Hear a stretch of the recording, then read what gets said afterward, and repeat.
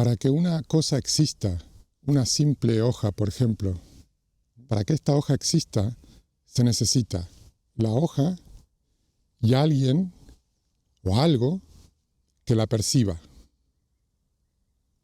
Está esa frase, ¿no?, que dice que en el bosque un árbol cayó, pero nadie lo vio y nadie lo oyó. La pregunta es, ¿eso sucedió? Es una pregunta con trampa, porque ¿de qué árbol estamos hablando? Si nadie lo oyó y nadie lo vio, ¿por qué estamos hablando de un árbol que nadie vio ni oyó?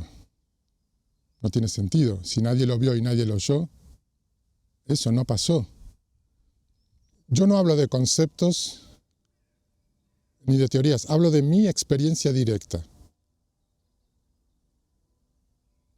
La experiencia directa mía como ser humano.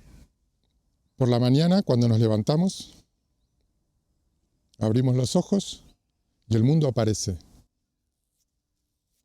Esa es nuestra experiencia. La mente empieza su actividad y ahí es donde empieza el tiempo. A la noche, cuando nos vamos a dormir, nos quedamos dormidos y en un momento entramos en el sueño profundo, donde no hay actividad onírica, donde no se sueña, donde no hay nada. Ahí estamos descansando. Gracias a Dios existe eso. El sueño profundo, el descanso, al fin. Nada. Ahí no hay tiempo. Casualmente ahí tampoco hay actividad mental. Luego nos despertamos y en el momento que empieza la actividad mental, empieza el tiempo. Por eso decimos que mente es tiempo. Todas las cosas aparecen en, son conocidas por y están hechas de conciencia. Sin conciencia no hay nada. Lo único que hay es conciencia. ¿De qué está hecha la conciencia? ¿De qué sustancia está hecha la conciencia? ¿Qué forma tiene? ¿Qué color? ¿Qué tamaño? No tiene ninguna cualidad, porque si la tuviera, ya sería un objeto en la conciencia. La conciencia es como la pantalla, esa pantalla blanca del cine, donde aparece toda la película. Normalmente no vemos la pantalla, vemos la película. Nos perdemos en la película y nos olvidamos de la pantalla. Esa pantalla no es afectada por la película. Esa pantalla es lo único de la película que no aparece ni desaparece. En la conciencia todo aparece y desaparece. Los lugares, las personas, las historias, las emociones, los pensamientos. Lo que llamamos mundo exterior aparece y desaparece. Y también aparecen cosas de mi mundo interior. Aparecen mis pensamientos, mis emociones, mis sentimientos, mis reacciones.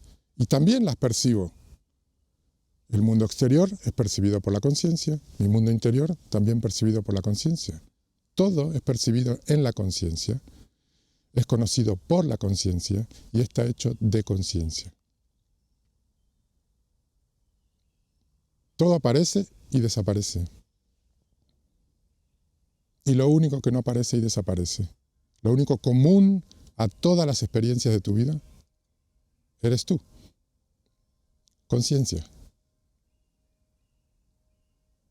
Nuestro problema reside en que tenemos muchos años, demasiados años, reforzando el mal hábito de ir hacia afuera. Y nos fascinan todas esas cosas que aparecen, ya sea del llamado mundo exterior, como nuestras emociones, nuestras reacciones, nuestros sentimientos, nuestros pensamientos, nuestras historias. Estamos fascinados por toda la película y nos olvidamos de nosotros mismos, porque estamos demasiado cerca. Lo perdemos por obvio. Y nos vamos de narices para adelante buscando de todo y nos olvidamos de nosotros. El olvido de sí. Ese es el pecado, el error, la distracción que nos mata. Olvidarse de sí, olvidarme de mí. De mí es de lo único que no me tengo que olvidar. El único que siempre está, el único que siempre estuvo, el único que nunca apareció, el único que nunca desapareció. Eso soy yo, conciencia. Sin nombre, sin forma, sin cualidad, donde todos los nombres, las formas y las cualidades aparecen.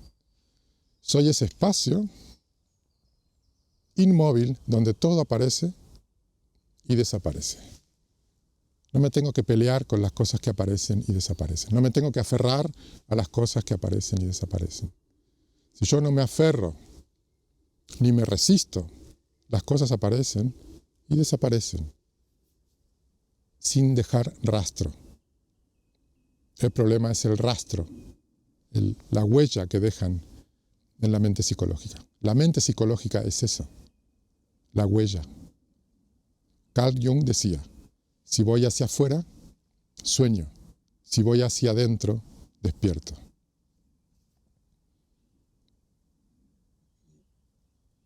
Más allá de perseguir los sueños, como mucha gente postea que nuestra vida es para perseguir los sueños,